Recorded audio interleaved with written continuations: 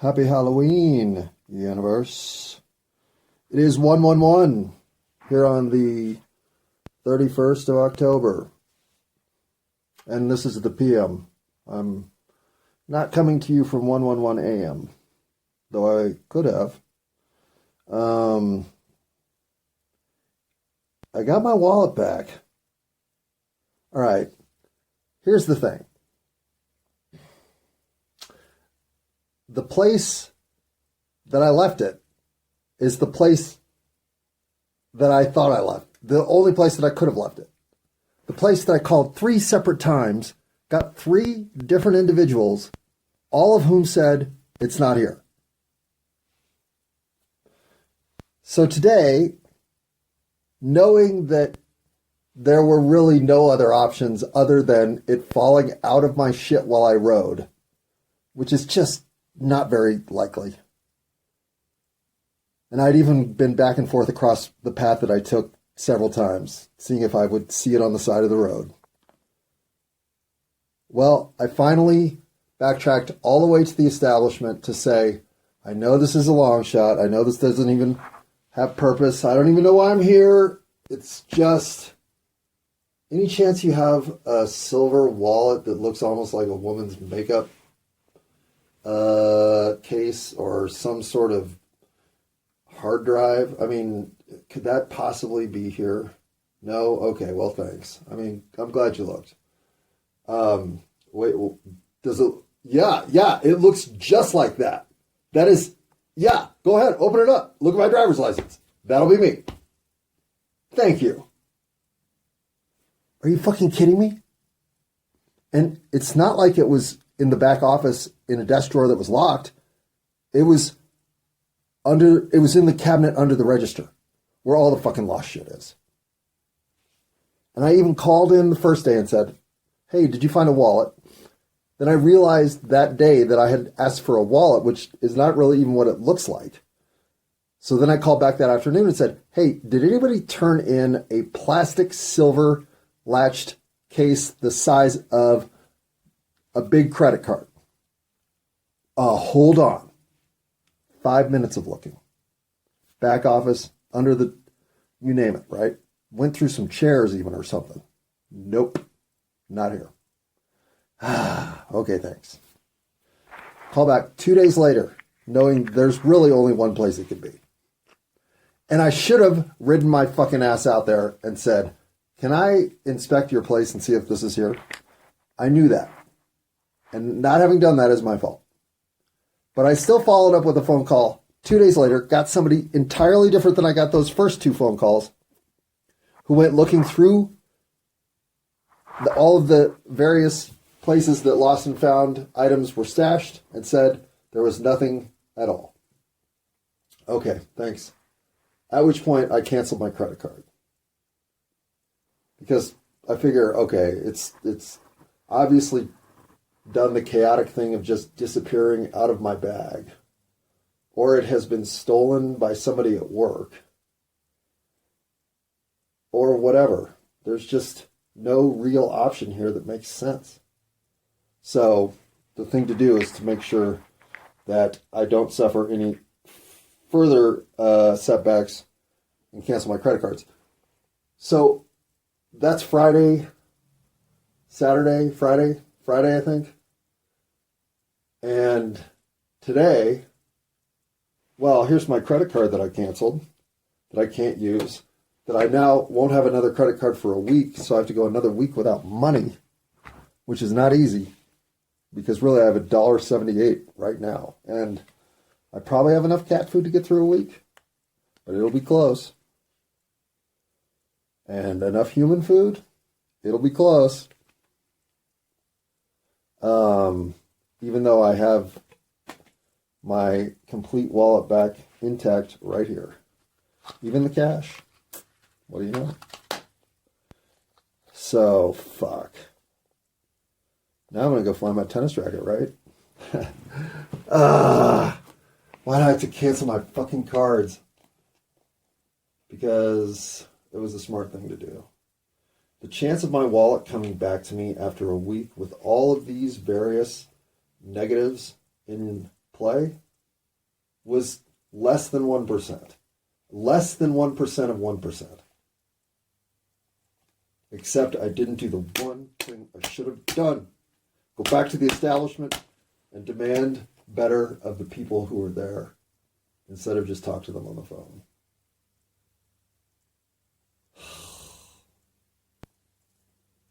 Well, another brush with mediocrity, huh? Okay, so does that make October not the worst month of the year? Now that I got my wallet back? Kind of. Except I did lose my tennis racket, which fucking makes it one of the contenders for the worst month of the year. But then again, that thing with my parents walking out, I think that's what I should go settle right now. I mean, it is Halloween. I should go up to their house and say, all right, it's been 3 weeks since I walked out. Well, technically 3 weeks and 2 days. So can we powwow on why I did that? Should I do that? Well, what else do I have to do? It is Halloween. I do have an open mic. And I don't have a costume ready. So there's other stuff I could be doing. But that field trip to my parents sounds fun. And hey, look at that. We're at 6:23 here on the old recording. So if I pause on 6:28, that's just perfect. Well, hey, universe.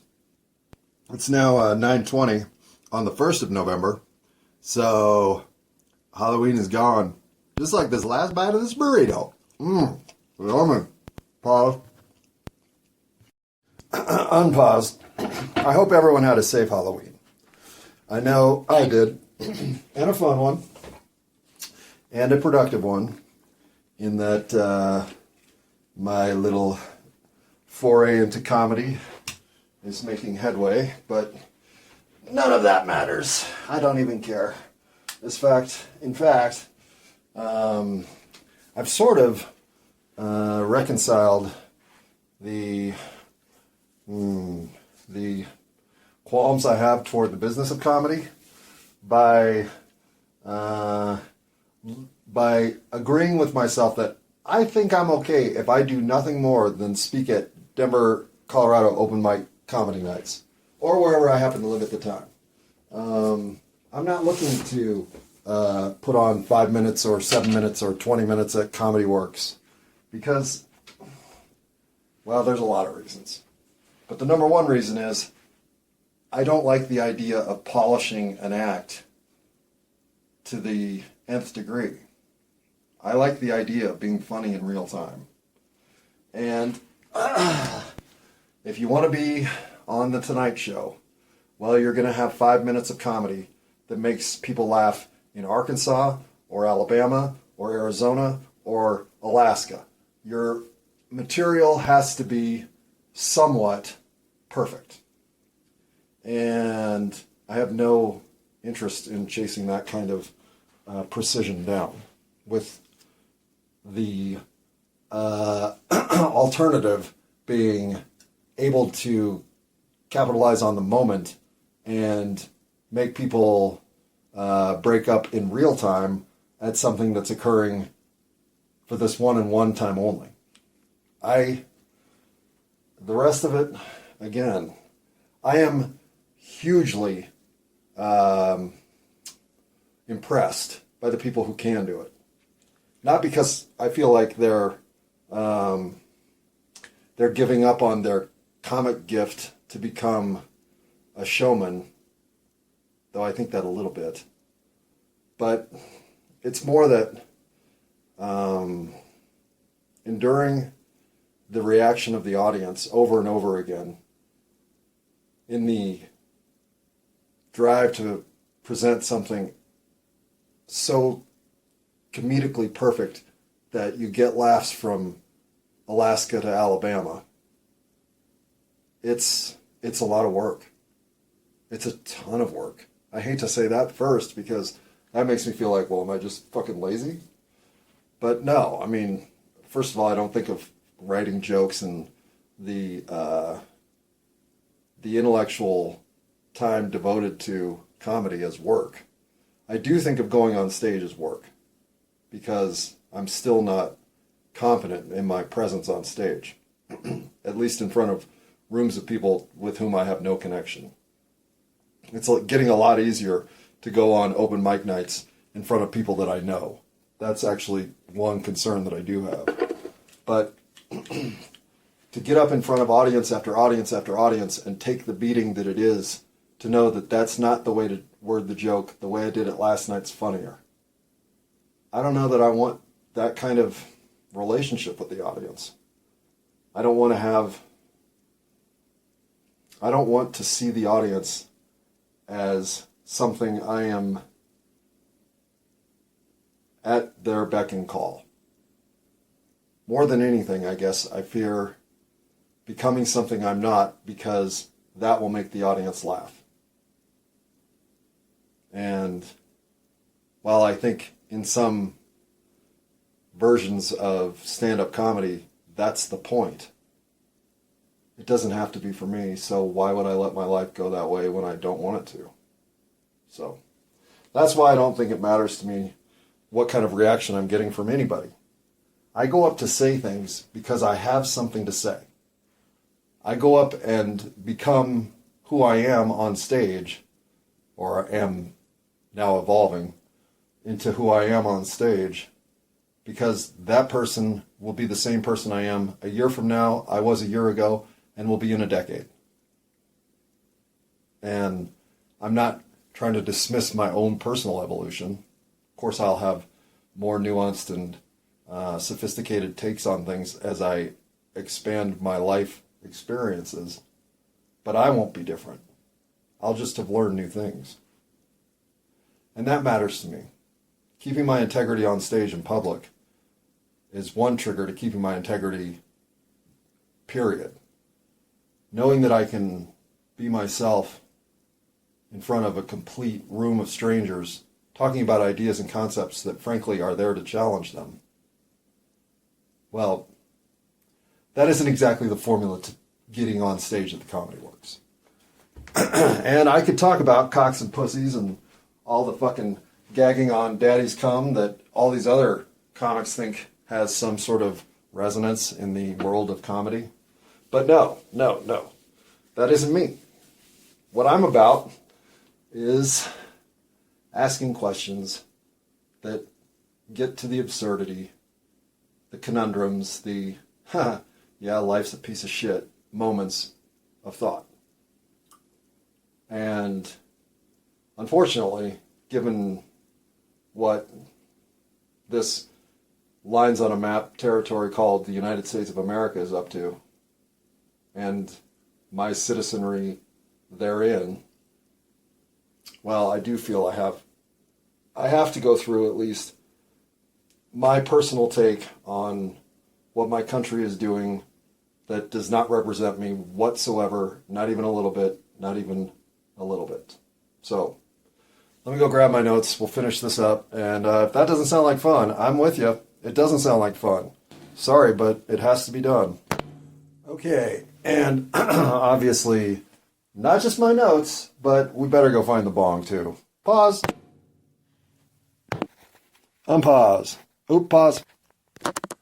Okay, so tonight's discussion on war, one of my favorite topics, will be sponsored by Apple Fritter, Strawberry Cough, Blue Dream, and Cheetah Piss. Because nothing produces more enlightening war topical discussion than a quick hit of Cheetah Piss. On that note, pause. Okay, unpause. Which one did I just hit? Is that I think that, oh man. Well, we'll hit them both again just in case. So, Strawberry Cough is probably one of my favorite weeds because it was the first weed I bought legally. That and Granddaddy Perps. But, while Strawberry Cough, say, wouldn't be my first choice over Durban Poison, Blue Dream, or Super Lemon Haze, or Bruce Banner or Jack Herrera. Since then, I've learned quite a bit about the sativas that I prefer more. I always come back to Strawberry Cough at some point when I'm getting a little redundancy in my sativa rotation because I really like the goofiness that comes with it. So if I get a little goofy, well, I warned you. Pause. Well, hang on. Don't pause. I need to talk about long-term goals. Okay. Long-term goals and the value of doing something that you can only realize long-term. For instance, investing in your future by opening a 401k or exercising, which is the current paradigm on which I'm able to speak. Because it is now 55 days, well, this is the 1st of November, so we have 55 days until Christmas, which means yesterday marked the official 8-week point countdown until Christmas. And I am easily 2 weeks worth of endurance, strength, and overall conditioning training into my program. So my 10-week program with 8 weeks to go, I'm certainly a little ahead of schedule.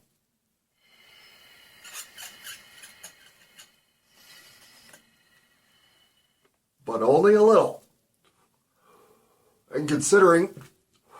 Whoa. Oh, strawberry cough. Make me cough. Pardon me. Sorry, don't mean to cough in your face. All right, pause. All right, coughing fit neutralized by Sandy Sweet Watermelon Soda. Yippee-ki-yay. All right.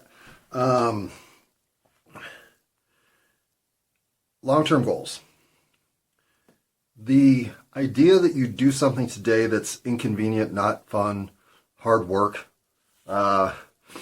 frankly, the last fucking thing you feel like doing, in order to achieve something long-term is not my forte. In fact, I'm a bit embarrassed now how little emphasis I ever felt was appropriate to place on long-term objectives. Sole reason being, I didn't really think anything that could pay off 20 years from now could outweigh what could pay off today. And I was wrong. I mean, clearly I was wrong. But not terribly wrong. And that's, I guess, the point I wanted to address. You need to have 2 or 3 stable, long-term goals working in your life at all times. One of which has to be your own financial security, thanks to the fact you live in capitalist America. And if you don't live in capitalist America, I still imagine securing some level of financial future for yourself has value. Now, it has less value than you think, because at any time, our fiat currency situation can implode, and you're left with a dangling carrot of 0. Yeah. That was always one of the reasons that I never wanted to get into it. Because I did think that in my lifetime, the American dollar was going to implode. Now, if that turns out to be wrong, I'm going to have seriously miscalculated. But the more we get toward this, the more we get into the 21st century, the more I think I might have been right. But let's not be pessimistic. Here's for a strong American dollar until the day I die. That would be the best possible outcome for my life. And should it turn out that our fiat currency does implode, well, then the thing to have secured for your immediate future survival are either services, that which you are able to provide, or goods, those which will be in need by everybody, which would include seeds, ammunition, fuel, and whatever else you can think of to protect yourself from a circumstance of brutal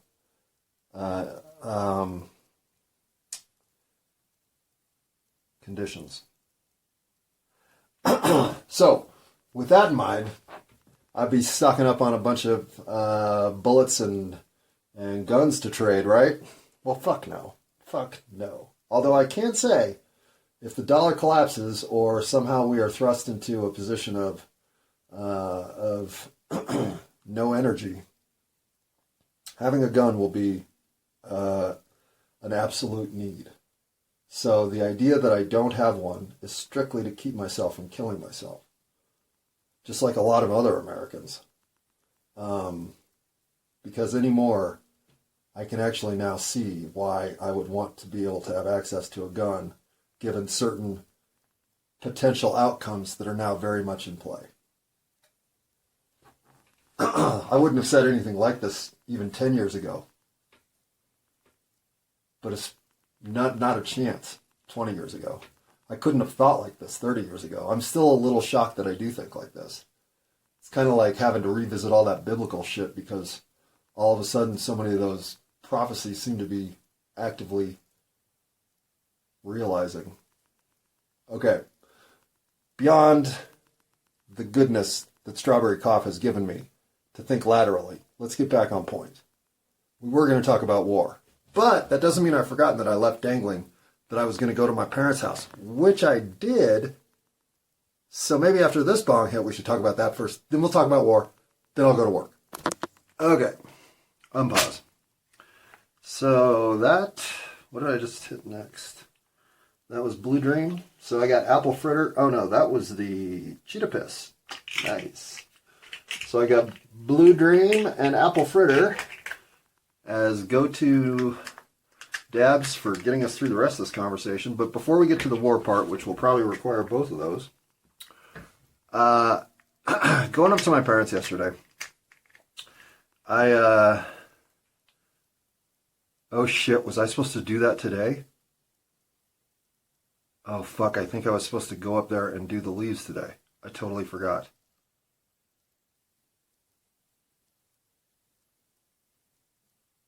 I think my mom did too, or she would have texted me. Oh, fuck. Sorry for realizing this in real time. Okay. I went up yesterday and actually had a pretty good time with my mom. And I say pretty good because I was able to push one thing toward her. And here's my new... and I was lucky to run into just my mom. My dad was somewhere, so my mom was alone. And... I was able to tell her a lot of real things for me, which I just blurt out now. I don't give a shit what she reacts to. Having found my wallet, I walked her through the whole week of losing and finding my wallet. And so was also able to secure a little bit of cash to get through this time when I have no access to money. So, yay, kitty, right? Yay. Totally. New litter box. That's nice. Okay. So living on the cusp of financial insolvency leaves me in situations where once in a while I have to borrow fucking $40 from my mom. It sucks. Don't get me wrong. And why I haven't thrown $300 into a cubby hole so that when I need to borrow money, I can borrow money for myself. Well, because I can't trust myself that much. And that $300 would easily go to, say, 5 bars of mushroom chocolates if somebody were offering them in the bar and I was like, wait a second, I have $300 I can get a hold of. So I know myself well enough not to think that that's a situation that's sustainable. Having an empty wallet means I don't spend money on stupid shit. But that also means occasionally I have to go see my mom and say, I need $40. But she's never been anything but awesome about letting that happen because I only leverage it as necessary, which is frankly probably once a year because I'm lame like that. But it keeps me from being extreme. Living in poverty is not a problem for me. I actually somewhat prefer it. Though the fine line between having enough money for cat food and not having enough money for cat food is not a line I recommend anybody else walk on this planet. What you should do is become a lot better about having safety valves for all the things in your life that are necessary, like your car or your I don't know what else is necessary that people have, but if you're not able to sustain a hit to something that you need to replace it with something that you can make do with, then you're in a stressful position, because you know that at any point, if that thing gets unexpectedly taken, the domino effect across your life will be devastating. I don't live in that situation because I've stripped myself of everything. I don't have anything that can go away because I don't have anything. And because I live with such minimal commitment, I am rather liberated to not feel I can be oppressed by anything. You cannot leverage something against me by saying, but what if we take this? You can't take but that which is mine, life, liberty, and the pursuit of happiness. Those things, should you infringe upon, well, now we have a discussion. And as I see what's happening in my country, infringing upon those very ideals, those that I thought our country was founded on, well, of course I'm discombobulated. Though not like I am when I lose my wallet. No, that's way more discombobulated. So really I'm more semi-combobulated. It's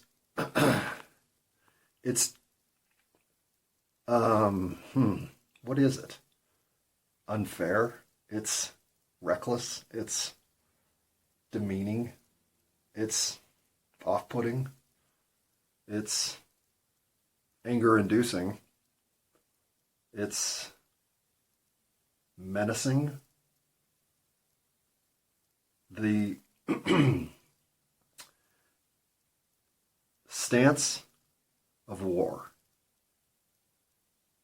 In other words, committing that military branch slash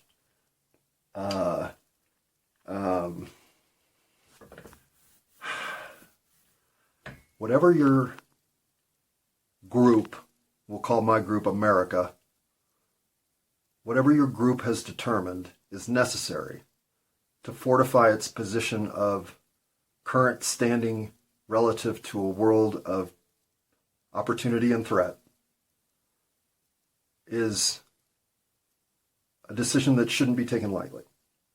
In fact, it's maybe the most important decision besides that which you are using to bring new children into your midst. How are you teaching your youth? How are you defending and prepared for incursion against your current status as a nation? Would be third to how are you promoting the welfare of the world as a nation of favor?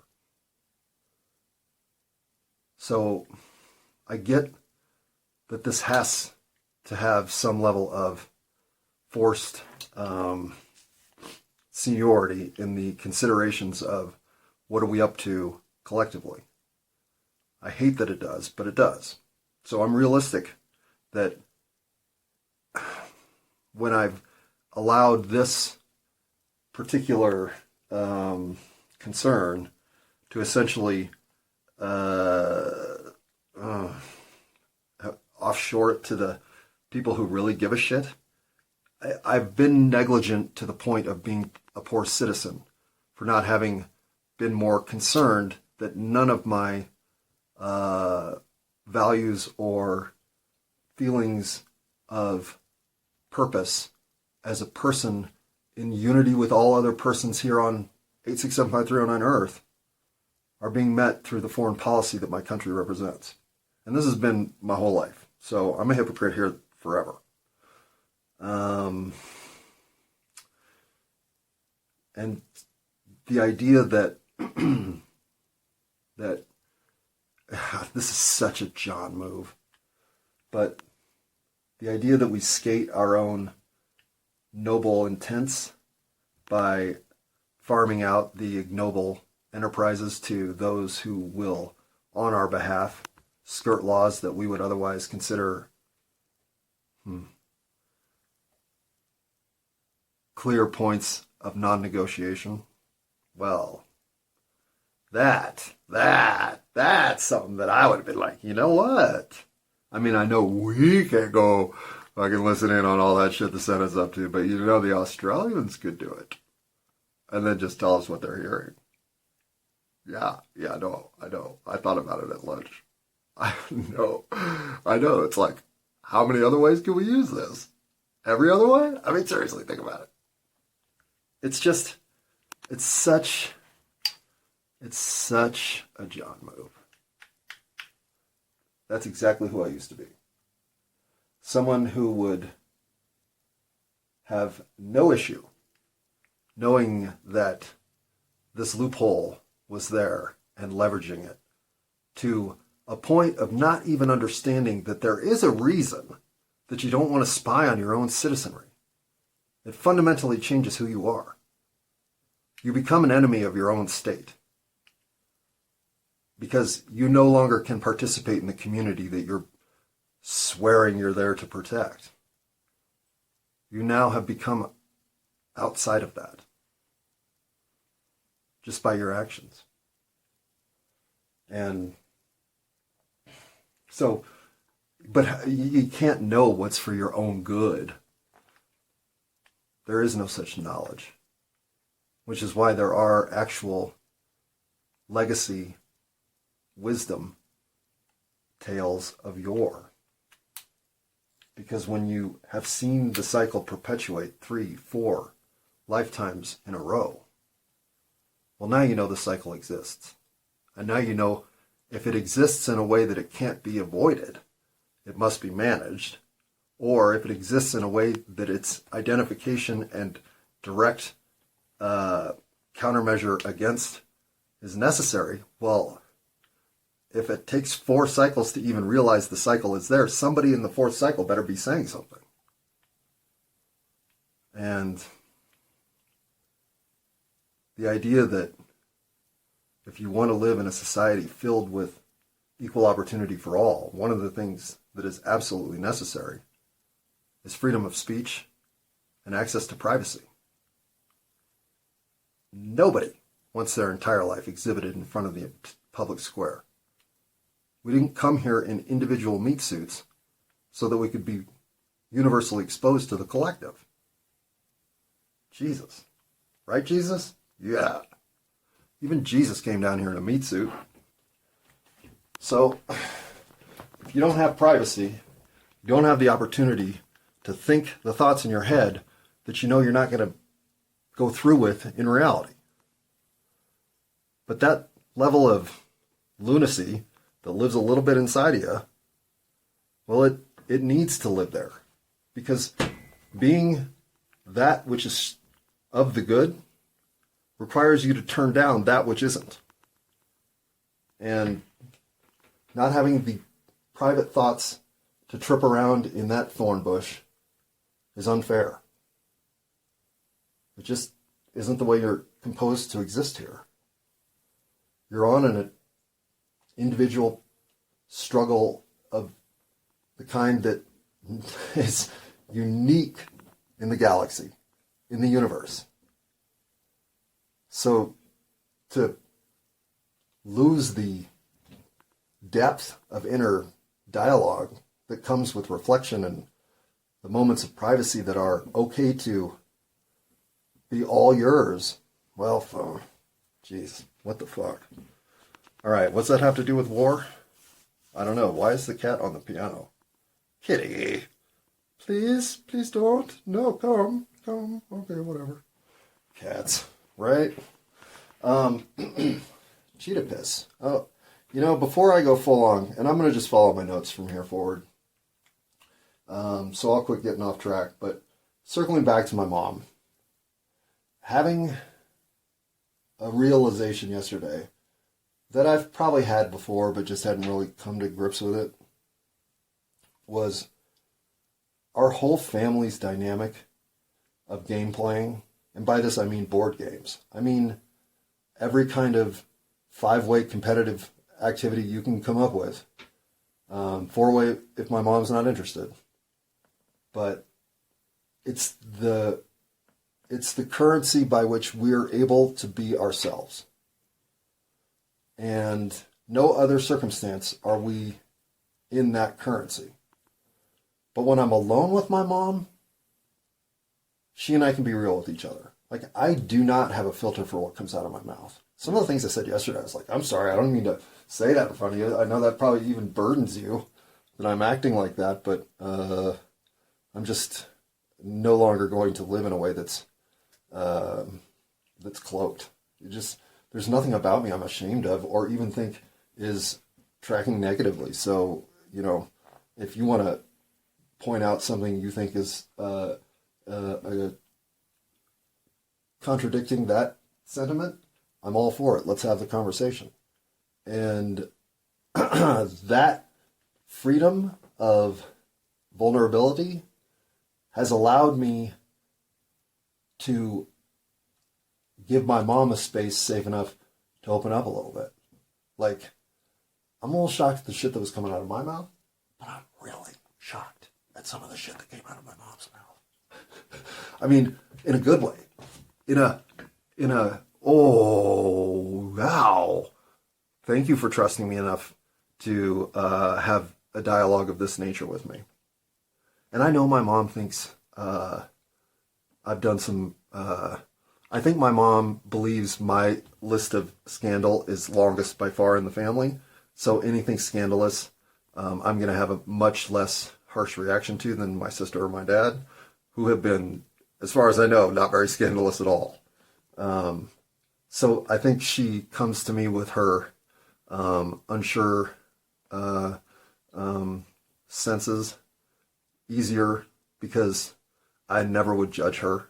But the thing she said yesterday, I know if she's been silent about this with everyone but maybe a therapist in her life, is just tragic. I hate that we're so prone to hold ourselves back on our own guilt. And especially shit we did as kids. Kids do stupid fucking shit. It just is part of kid shit. It is. We're all okay with that too. Just monitor your kids for getting into the signs of psychopathy, and everything else is pretty much okay. If they're out murdering raccoons, it's time to have a discussion. But that's about where you want to start limiting them. And with that in mind, the idea that the guilt that everyone's running around with, that they did dumbass shit as a kid, well, it's your job as a kid to learn what dumbass shit is. So, if you don't have some dumbass shit on your ledger, you didn't push far enough. And if you do, forgive yourself for it. You were a kid. All right. That's essentially what I got out of being with my mom for 2 hours yesterday. And it was a great 2 hours. One that I'm now already plotting, how can I get back there when my dad's not around? That's important. And the same for him. But that's just me being a little bit schemy with my family. But unfortunately, they don't really react well in the environment that is all of us together. They do a lot better in an environment where it's one-on-one and they don't have to worry about what others are thinking. So, given that I don't give a shit what any of them have to think, I can usually free them all up to be themselves when I get them alone. So more of that from my mom. I will try to make myself available. All right, what time is it? I do have to work at 11, and that means that, oh fuck, it's 10:15, 10:14 to be accurate. So let's say we got 6 minutes to get through war. That's fair. And let's see if we can do it in 5. All right. To me, war is the absolute last measure, right? You have no choice. There is no alternative. You are left with no outcome except committing your military reserve forces to stand up for the principles of your nation. Okay. In our country, it takes an act of Congress to get us into a war, which is why most of the shit we do subversively. And that is the number one disagreement I have with my country. we can't stand up and take credit for what we're doing because we're coercive about our actions more than we are straightforward. To me, invoking your armed forces is about the most straightforward fucking thing there is. And you better be able to explain it in detail to me as a citizen of the nation why that measure is what is necessary. The idea that you're doing these things in cloaked form, again, it gobbles up your soul. I'm not vulnerable to it. You are. And you're the ones who decided to circumvent the entire wisdom of the collective because you thought you knew better. Well, reap your rewards. Now, in life, I do not like having a plan. I like to spontaneously let things go where they go. Even on trips, even in senses of adventure, I'll have researched the fuck out of stuff. But from there, I just want to let things take their course. Now, I'll admit this isn't always the best outcome. And my sister is very similar, but will then have a plan. Because to her, well, you've done all the research, so now the point of doing that is to make a plan. And I say the point of doing that is to be able to bob and weave in real time, with at least some foundational footing. Okay, probably the same fucking thing, if we're being honest. But that little discrepancy to me disappears in certain circumstances. Like, if I am jumping out of an airplane, I actually want to have an entire plan ready to go. I want to know it all. I want to know exactly how that's going to work. And I want to go through it in detail. And then I want it to execute exactly as we had described it. I feel the same about war. You haven't gotten to this point without exhausting all other possible discussions, points of possibility, incursion, consistencies, whatever. Think through it all before that's the last thing left. Now, I know that's not reality. I get it. I'm saying who I am. I know people like Lindsey Graham have been championing war with Iran since I was in college. People plan for war in our country. They aim to create enough unsettled, discordant populace that we can go in there and fix it with violence. I know.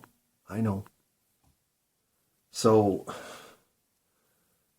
if you're not literally thinking of war as the ultimate, I am willing to die for what is on the table right now because we cannot seem to come up with an agreement any other way. In fact, I would think if you're a leader who declares that we must go to war, you should be the first motherfucker going. If all of our elected leaders had to use... Sorry, I'm afraid the cat might pee on my mittens, so I had to get up and move. But if all of our leaders had to use their own personal lives as the first example of how they were voting to legislate, you know what kind of different legislation we would have? Fuck. Anyway. So, you're telling me now, as I watch the coverage of what's happening in the Middle East, that there is no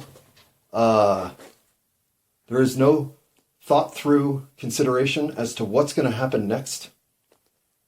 It's just, we will do whatever it takes to rid ourselves of the threat that is Hamas. That is the marching order that has been transmitted to all of us, because that's what you hear again and again and again and again. Except when my cat's scratching the laundry basket. Please don't be in the laundry. Please, please, please don't be in the laundry.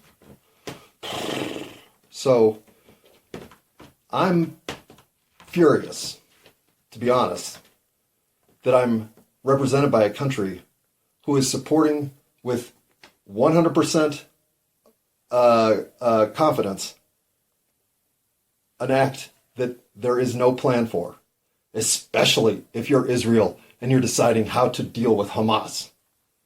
What else do you sit around and think about?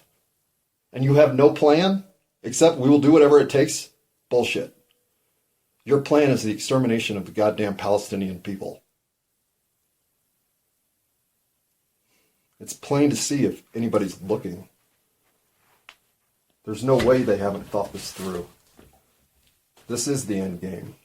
Netanyahu is committed to one and one outcome only. And I'm afraid that when you become that committed to a cause based on everything but what your soul came here to do, well, the rest of us are going to have to deal with the fallout. So, what else do I want to say from this list? Why do you go to war? You have no other alternative. As such, your flow chart is directed. That's the other thing. You should be able to explain to us exactly what you're doing with everything that goes on, including the fallout that comes with it that you didn't expect. Because everything should be planned to the minute detail. The idea that you're still somewhat surprised by what's going on and not even sure what you can trust from coming from Israel are bullshit. Never has there been a more important time for us to be getting relevant, clear, consistent, and credible information. And what do we get from the media? Yeah. Being babysat by a bunch of people who have one and only one interest in mind is not fun anymore. And frankly, I'm going to stand up at the next open mic and berate all of us for putting up with it. I'm as much to blame here as anybody, but I'm not the only one at fault.